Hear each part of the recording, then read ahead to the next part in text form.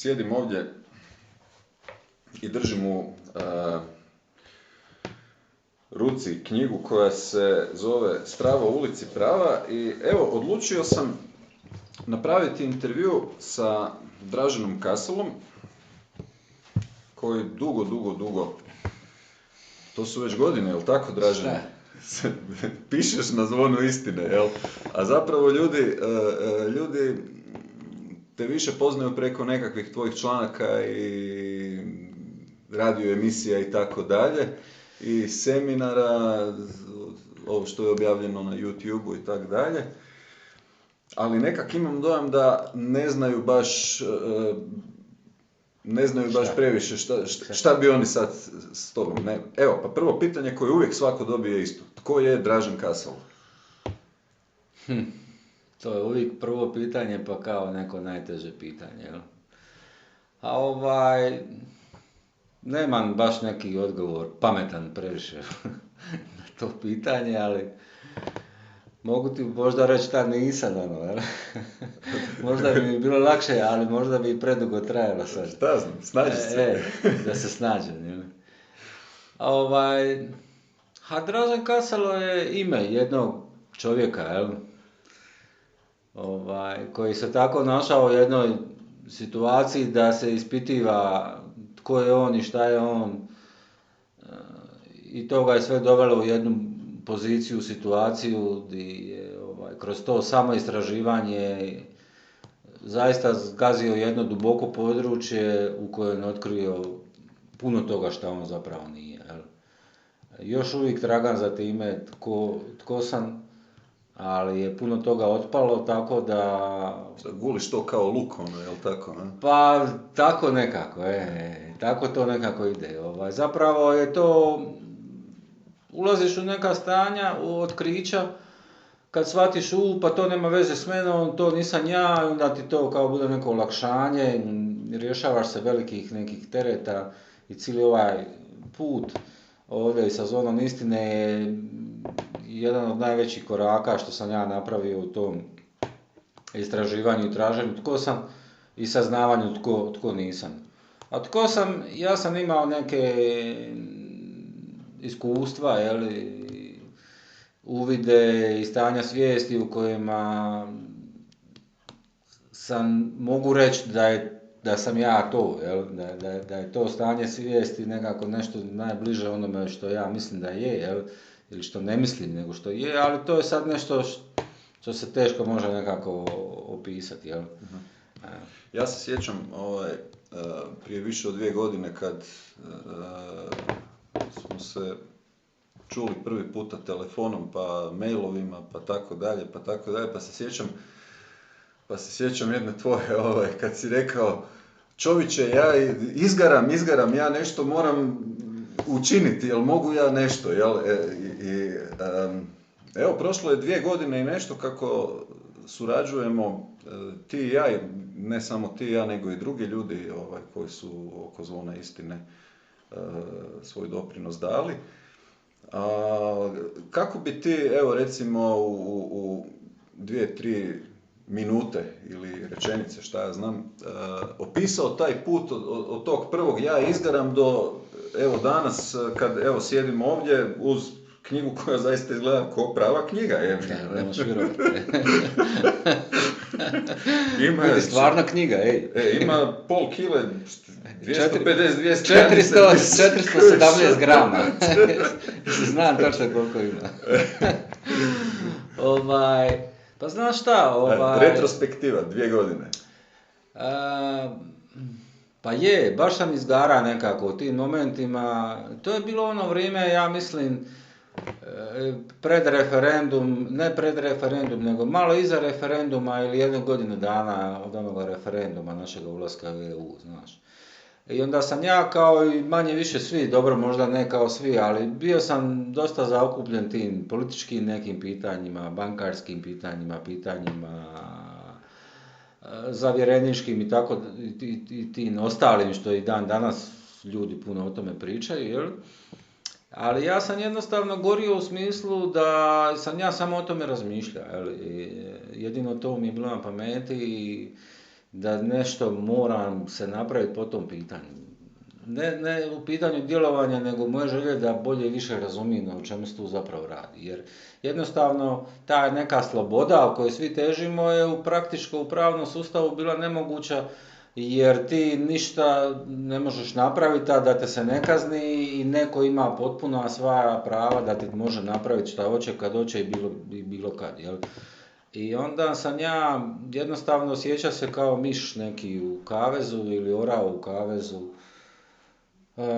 To je jednostavno neki bezvezan osjećaj i želiš biti slobodan, a imaš osjećaj da to ne možeš biti nikako. Jel? I u te 2 godine kao da su ti nekako, taj tvoj stav i moj stav su se nekako uobličili u jedno. I u te 2 godine sam jako puno naučio, jer ja sam zapravo prije nego sam upoznao tebe i način na koji si ti gledao stvari ovdje i kako si ih razrješavao, često gledao Dina Clifforda, njegove videa na YouTube-u, ali jednostavno nisam nikako znao kako bi se to eventualno moglo primijeniti na naš ovdašnji svakidašnji pravni sustav. Jel? I dan danas je još u otkrivanju, i mi sami to otkrivamo, šta ćemo i kako ćemo s time raditi, ali jednostavno razlika između tog izgaranja u početku je bilo bitno bilo šta napraviti, do neke mirnoće i staloženosti i razumijevanja je dana današnjega je ogromna. Jel? Tako da u te 2 godine sam naučio što se toga tiče, a i samoga sebe jako, jako puno. Jel? Pa ja mislim da je jedna od najvažnijih stvari koje smo naučili da postoji jedno pravilo koje ljudi unutar sustava uvijek primjenjuju, a to pravilo je da se oni ne pridržavaju svojih pravila. Da. Šta bi ti rekao na to? Zašto je tome tako? Da. Pa to je sad čudno pitanje, jel? A i čudan će vjerovatno biti odgovor, jer nemam pojma zašto je tome tako. Jel? A ako ljudi žive u nekim zajedničkim odnosima i relacijama, neka pravila moraju postojati. Jel? Mi smo izričito puno puta rekli da nismo ni protiv pravila, ni protiv prava, ni protiv zakona, ni protiv rušenja ikakvog sustava, ali jednostavno da on ima kriterije koji su poznati, dostupni i jasni i da svakog momentu zna šta je njegovo pravo, šta je njegova dužnost i da to bude jednostavno vidljivo.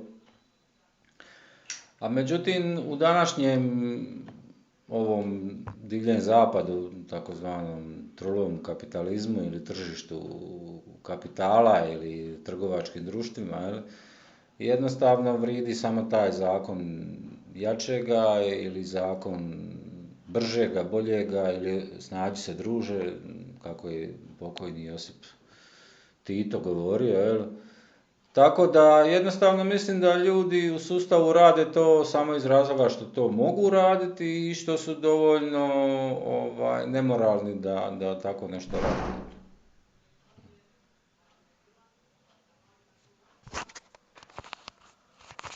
Što su dovoljno nemoralni da tako nešto rade. Da, u biti imaju mogućnost pa iskorištavaju tu mogućnost, a niko im ne može ništa jer su oni službenici tog sustava, pa prema tome rade to tako jer tako mogu. Jel? A niko im to ne brani, niko im ne sjeda na rep, niko im ne kažnjava ih radi toga, pa prema tome oni to tako rade. Jel? Da, jednostavno nema odgovornosti, nema... Jednostavno nalaze se u nekakvom prostoru ugode, jel, gdje parazitiraju na svima ostalima i njima zapravo ovaj status quo vjerovatno odgovara, jel? Pa zapravo odgovara njihovim egoima, umovima, jel, njihovim osobama, jel? Jer je po meni i normalno, jel, u nekom normalnom poretku stvari svijeta, jel, da neki sustav koji u svojoj temelju je iluzija i laž, neistina i nepoštenje i nepravednost, da će iznjedriti iste takve kvalitete. Ne može ništa dobro iz laži, ne može nikako ispasti istina. Evo, ja sam tvoju knjigu pročitao još dok je bila u pripremi. Šta ti je ostalo na pameti? PDF-u. Htio sam te zapravo pitat koliko je teško napisati jednu ovakvu knjigu. Mislim, ona je po meni jedna, ajmo to tako reći, kombinacija nekakve koncentracije znanja i svijesti, jel?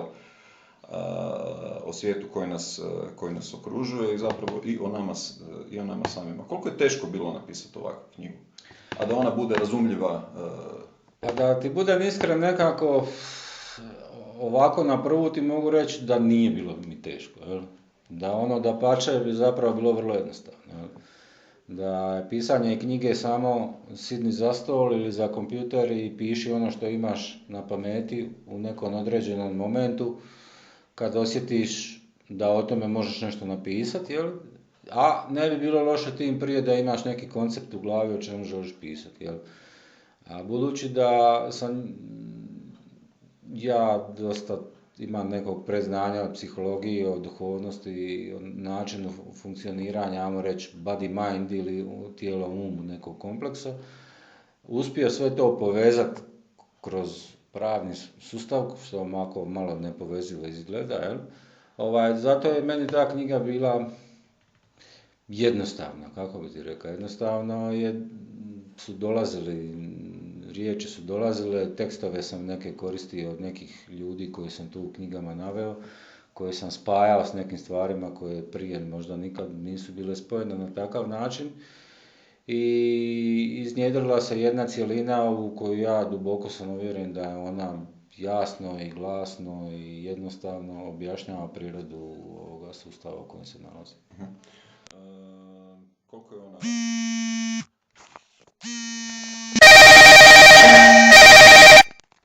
Koliko je ona sad već nekakvih tjedan dana, evo 10 dana, jel? Pa 10 dana ima da je izašla iz tiska. Jel ti se javio možda neko ko je knjigu naručio i pročitao, možda s nekakvim povratnim informacijama? Ne, još nije niko. Javili su se ljudi, jer na zadnjoj stranici ima jedan dio u kojem ja upozoravam da postoje još neke stvari koje u knjizi iz tehničkih razloga nisu mogle biti napisane jer još nisu riješene, pa da ću ja naknadno svim čitateljima knjige poslati te materijale. Pa neki su ljudi već pretpostavljano krenuli zadnju stranicu i tražili dodatne materijale, a bez da su pročitali cijelu knjigu. Ali dobro, mene to ne smeta. Ja sam rekao, nema problema, materijali će biti gotovi čim budu, jel? Ali ima od nekih ljudi dole iz Splita koji su došli do pola knjige. To vidiš, ja nisam pročitao, evo, to ću pročitati za potrebe ovog intervjua, jel? Dakle, u trenutku pripreme za tisak ove knjige, ekipa iz Zvona istine došla je do ključnog razotkrivanja načina kako u potpunosti realizirati svoj izlazak izvan pravnog sustava. Otkriće u skladu sa istinom, pravdom i pravicom, a za divno čudo i legalno je.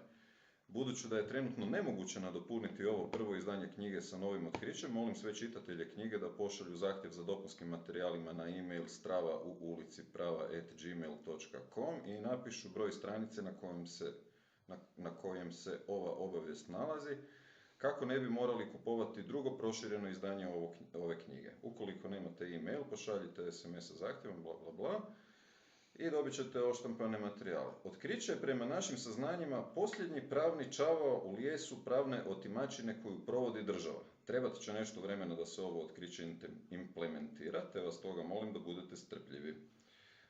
Koliko smiješ reći o ovome? Pa vjerovatno koliko si i ti smije do sad reći na stranici. Ne govorimo. U biti, ako mene neko nešto pita ovako privatno, ja mu rečem otprilike o čemu se radi, jel? Ali ne previše, zato što mislim da se stvari nekako razvodnjavaju ako ih ti previše o njima pričaš. Najbolje je dovesti stvar do kraja i onda nje objasniti. Jel? ta stvar je, znaš i ti sam šta ću ti sad govoriti, o čemu se radi, jel?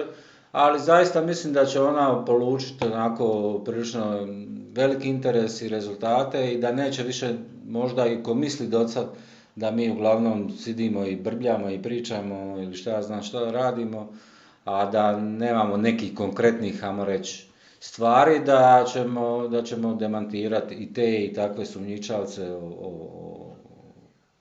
ovom turom, jel?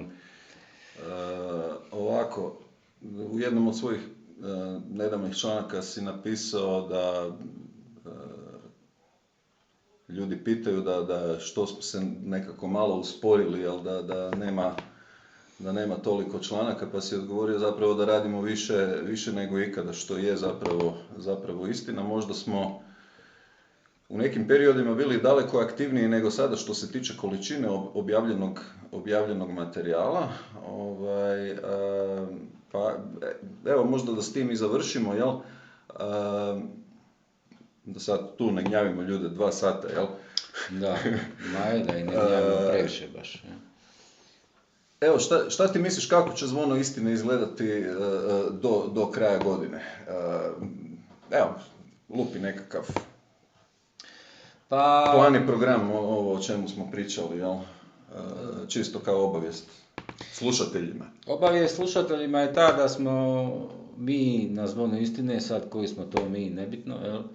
Zaključili da smo mi jako puno materijala u ove zadnje 2 godine donijeli, napisali, neki su bili ovakvi, neki onakvi, bilo je tu svega i svačega, ali generalno su svi oni napisani iz srca s najboljom voljom, s najboljom željom i ispitani donekle i provjereni, testirani i tako. Ajmo reći da su to baš vijesti bili, da su bili pisani članci iz srca, a nismo je prenosili ili kopirali nečije druge ili šta ja znam šta. Bili smo tu nekako jedinstveni. Međutim, u jednom momentu smo shvatili da toliko tih informacija ima previše da ljudi novi koji dolaze na našu stranicu jednostavno ne mogu obuhvatiti cjelokupnost tog našeg, ajmo reći, rada ili cijele te ideje koju mi slažemo u ove zadnje 2 godine, pa smo stoga odlučili da nećemo se više, da ćemo manje pažnje posvetiti pojedinačnim nekim člancima, iako i dan danas izađe manje više koji članak napišeš ti, napišem ja, jel? Više ti nego ja, ali da ćemo pokušati ljudima na jednom mjestu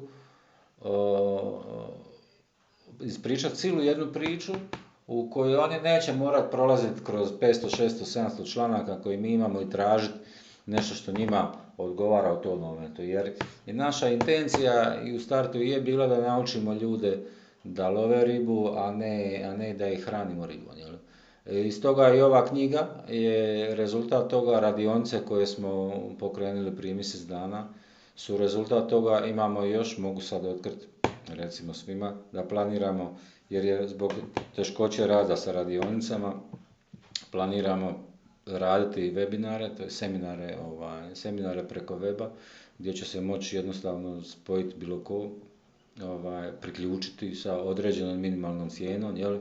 Na seminar koji bi trajao između 90 i 100 minuta, 120 minuta, zavisi kako koji, sa raznim temama, svakog tjedna možda 1 do 2, i gdje ćemo onda u kratko vrijeme ljudi koji nisu upoznati s time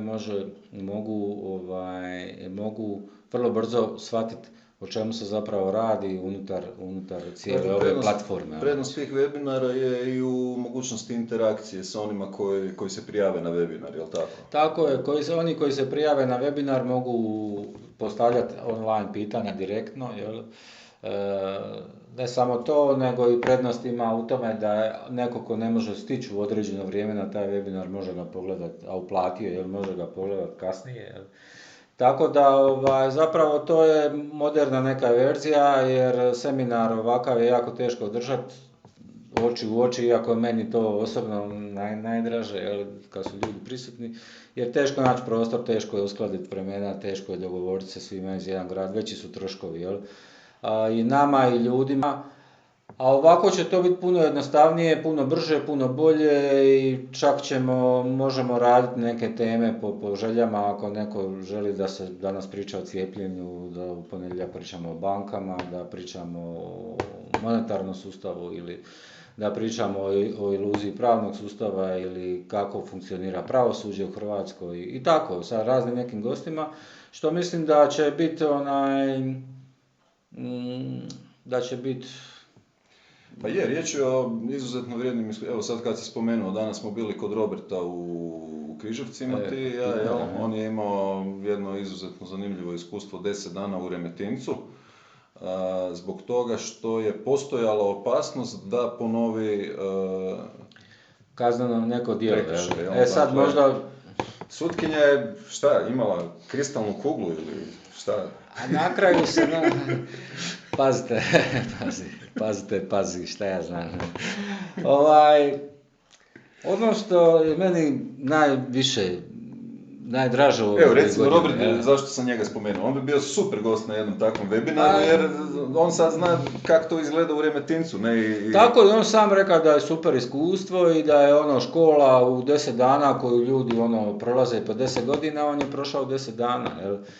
Ali jednostavno je skinio bilo kakvu, on je odavno izgubio iluziju o tome da bi mogao dobiti neku pravdu istinu unutar tog sustava, jer takvoga čovjeka, mislim, ja sam ga vidio 3 puta u životu, pa taj ne bi mrava zgazio, mislim, to je i da se takvoga čovjeka stavlja u zatvor, ali dobro, jednostavno, ono što smo mi prošli ove 2 godine je neprocjenjivo, jer imamo iskustvo da jednostavno ništa ti tu nemaš šta očekivati ni tražiti, niti eventualno da ćeš dobiti, jer ljudi se i danas drže čvrsto za taj sustav, ne žele ga napustiti ili traže neku manju kontrolu ili bilo šta, ali da ga napuste potpuno i da kažu da on ne treba, se malo njih usuđuje, ali to je sve valjda dio tog nekog sazrijevanja i ja mislim da će svi čitatelji stranice i ljudi koji u buduće dođu na Zvono istine vrlo brzo spoznat i saznat. Znaš što mene i dan danas najviše šokira? Kad mi neko kaže, ali sustav mora postojati i ovaj sustav kakav postoji, dakle, on je zapravo kao nekakav produkt evolucije, on je najbolje što imamo i jedino što se može napraviti je pokušati ga na nekakav način popraviti. I ja iz svoje perspektive, kad čujem tako nešto, opet se šokiram, jer mi nije jasno da čovjek, taj koji je to izrekao, to može izreći ozbiljnog lica. Dovoljno je da se okreneš oko sebe i ako je to oko nas ono najbolje što smo uspjeli smisliti, onda jebi ga. Pa zapravo... Onaj ko bude čitao knjigu ili ko čita već sad knjigu, vrlo brzo će mu postati jasno da sustav nije nikakav produkt evolucije, nego da je to dobro vođeni projekat u koji su ljudi ubačeni kao polusvjesna bića unutar njega i ponavljaju mantre o sustavu kao papige. Prema tome, onaj koji je to rekao živi u dubokom neznanju. Ljepota Zvona istine je ta što ona osvještava čovjeka ne samo po pitanju pravnog sustava, nego i po pitanju svih iluzija unutar kojih je čovjek bio. Ne mora to biti iluzija o državi, o pravosudnom sustavu ili bilo kakvom sustavu. Na kraju krajeva, zašto ne bi čovjek i živio u nekom sustavu, nebitno. Ali da jednostavno razumije pravu prirodu tog sustava, da je ona iluzorna, i da neko dobro vodi ovaj sustav na svoj mlin. Šta to zapravo znači da vodi sustav na svoj mlin? Pa znači da po meni postoji neko ko upravlja cijelom tom pričom u ovoj pozadini i da sustav ima svoga gospodara. Sad što to mi ne znamo, pa mislimo da je sustav produkt evolucije i produkt prirode ili se može mjeriti njegov učinak po Darwinovoj teoriji evolucije, je potpuno neznanje ili sljepoća. Jednostavno, ako ne znaš, bar imaš oči pa vidi. Pa dobro, ko hoće učiti, neka uči, jer mislim da proširenje svijesti dolazi zapravo po meni prvo sa nekakvim novim znanjem koje bi čovjek prethodno trebao usvojiti, jel? Da, zapravo, to sam ti već spomenuo, prvo bi trebao neko znanje koje ima odbaciti, jel? A to je velika većina onoga što ljudi danas imaju u glavi, pogotovo bilo kakve bajke u vezi sustava. Jer zato je ova knjiga oslobađajuća u jednom momentu jer razbija veliku većinu iluzija koje ljudi imaju o sustavu i o svijetu unutar kojeg žive. I u tom momentu kad počinaju odbacivati te svoje ideje o tome, onda su spremni za učenje. Super, hvala ti puno. Hvala tebi. Hvala ti puno. Hvala tebi. Hvala ti puno. Hvala tebi. Hvala ti puno.